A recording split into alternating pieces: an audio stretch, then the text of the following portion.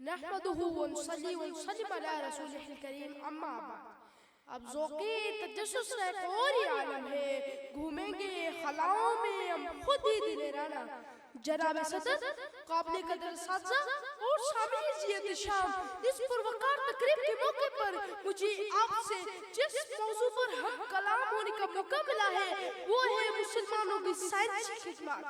سامعین کرام، جب ہم انسانی تہذیب و تمدن کی ترقی میں مسلمان سائنسدانوں اور ماہرین کا تذکرہ کرتے ہیں تو وہ مسلم شخصیات سامنے آتی ہے جن کا کردار نہایت اہم رہا ہے. عالی جان وہ مسلم شخصیات جنہوں نے جنگ و امن کے زمانے میں شاہکار کاموں میں انجام دیے اور معاشرے کی فلاح کے اہم منصوبوں پر توجہ دی. خاص طور پر خلافت اسلامی کے سنہرے دور میں علوم کے تبادلے کی تحقیق کیا تھی اور اسلامی تہذیب دنیا بھر میں سخاوت اور سائنس کا مرکز تھی. عالی جان، عباسی دور اسلامی تہذیب کی بالا دستی اور عروج کا زمانہ تھا. ایران کے شہر طوس میں پیدا ہونے والے جابر بن حیان، جن کی وجہ شہرت کیمیا کے حوالے سے غائب ہے، اس لیے انہیں ابو کیمیا یعنی کیمیا کا بانی کہا جاتا ہے. محمد القرخی، جنہوں نے الجبر اور جیومیٹری میں کردار ادا کیا. محترم سامعین، طب کے حوالے سے ابن سینا بابا طب کا درجہ رکھتے ہیں. انہیں طبی دنیا کا آفتاب بھی کہا جاتا ہے اور قدرت علوم، ریاضی، طبیعیات اور منطق میں ان کا ثانی رہی.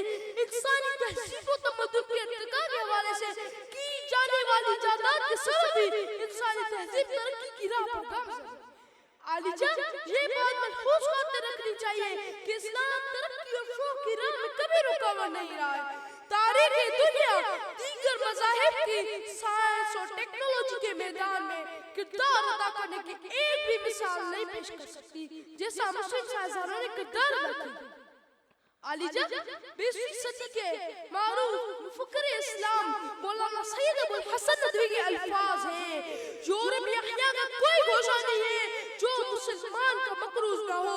اسلام نے یورپ کو ایک نئی زندگی دی ہے. محمد حسن نے اپنی کتاب اسلام ایک روش میں کہتا ہے: تاریخ بغیر کسی شک کے یہ ثابت کرتی ہے کسی بھی مذہب نے سائنسی ترقی کو ترغیب نہیں دی جتنی کہ اسلام نے دی ہے. عالی جان، یورپ اسلام کا اتنا ہی مقروض ہے جتنا کہ صدیوں کے بعد نشاط ثانیہ کا.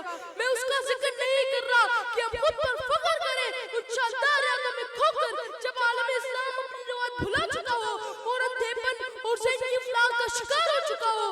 ہمیں حق نہیں کہ وہ اپنی موجودہ بدبختی کے ساتھ ماضی کے کارناموں پر فخر کریں. وہی روشنی کا خواب تھا مگر وہی سراب تھا.